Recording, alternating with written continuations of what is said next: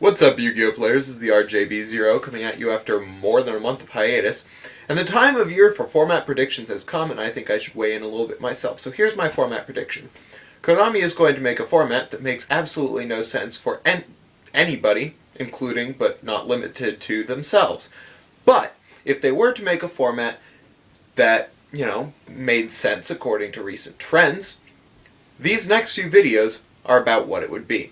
So I am going to start today with an analysis on the OCG meta that could result in a ban list that kind of makes sense.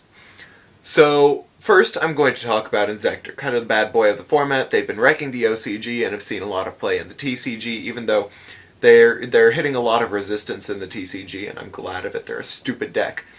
So the two things that make sense are to hit Dragonfly and to hit Hornet. If they hit Dragonfly, it's going to be putting it down to 1 because I think banning it is just a little bit too far.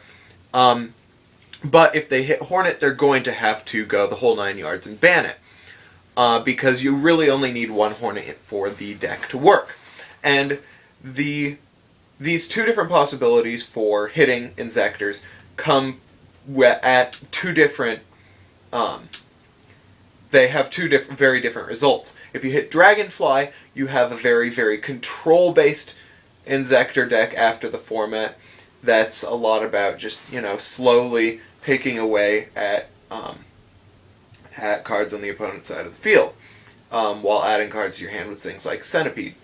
If you hit Hornet, you're going to have an Xyz Swarm kind of base deck, which would be interesting. I think either of these things would work. I think the more likely one is that they're going to put Dragonfly at 1, because I think, well, it's a rare, so they're less likely to make money off of it after the format. But also just because I think that people like a slower game more than a fast, swarmy one. So the next deck I have to look at is Hero. Now, Hero has done basically just as well recently in the format, in the OCG, as Inzektor. In fact, they won Nationals. So what are the issues with Heroes? You have Super Poly, first.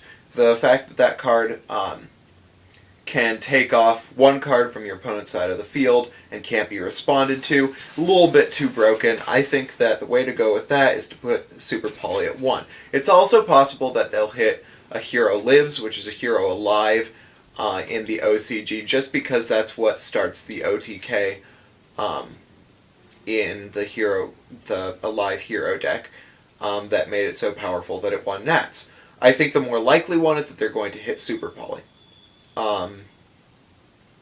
So yeah, that's the biggest problem. They're not going to hurt Heroes too much because Escuria Dao is coming out now and Excalibur is coming out soon.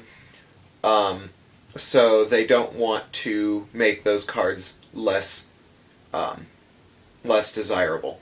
Next one I want to talk about, Offering, Gadget, Machina, Geargio, whatever the heck that machine stuff is, which has been winning a lot in the OCG, almost as much as Hero and Inzektor.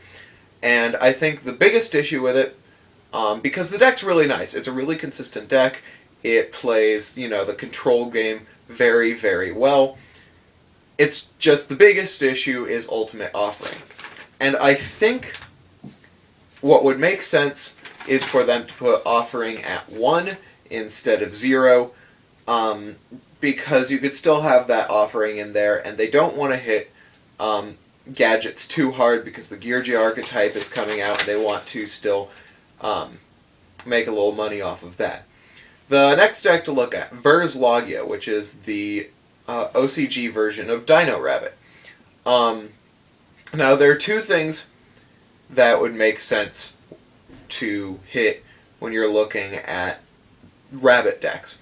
The first is Logia, because that works in Vers Logia, of course, and in Dino Rabbit. And the second, of course, is Rescue Rabbit. If you hit Logia, they're not going to put it at 0 because they still have to make money off of those tins, so they would probably put it at 1. The problem with this is that your average Vers Logia deck only uses 1 Logia. Hitting Logia to 1, however, would make the Dolka from the tins more valuable, because it will then be the go-to card of the Evilzar archetype, if that makes sense. I think, however, hitting Rabbit to 2 makes much more sense. You can still play Rabbit decks. They won't be nearly as consistent, but they will still be playable. However, hitting Rabbit does lower the Dolka Tin value, so I think putting Rabbit to 2 makes sense. Now let's look at Windup. Windup had started off doing very badly in the OCG, because they don't have exclusives like Shark or Zenmayo. But so instead what they do is they focus on putting just tons of special summonable level 3s in their deck so that they can guarantee getting the loop off. So there are a couple of things that they can do to make the Wind-Up deck a little less broken. The first is the one that makes the most sense, is Forbid Hunter. Just straight up there, because you can still play the control game with Wind-Ups if Hunter is banned, and it just doesn't have the possibility for stupid loops. Other possibilities are semi-limiting Rat to make the semi-limiting or limiting Rat to make the loop less potent, or limiting Zen Mighty. I just don't think that makes a whole lot of sense, because they're both very good cards in themselves, but they aren't broken unless you have the loop, which only happens if you have Hunter. So I think Wind-Up Hunter is the thing to hit for Wind-Ups. They are using it in Japan. In fact, they are using 3 Wind-Ups in Japan right now, which are Hunter, Rat, and Zen Mighty, which is why I think that those are the 3 that are on the chopping block. Hieratics. Now, this is an interesting deck, because this deck, when it came out in the OCG, was awesome. But recently, it's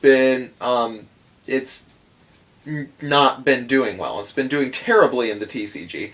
In the OCG, it gets a top every once in a while, and it's usually like top 5 or top 8. It's usually not doing that well. So I really don't think that they're going to touch Hieratics. A, they're going to have to make a lot of money off of it when Gustav Max comes out. B, when they're clearing the field for the TCG, they're going to want to have that one money deck afterward. And C, it just hasn't been doing well, so they have no good reason to hit it.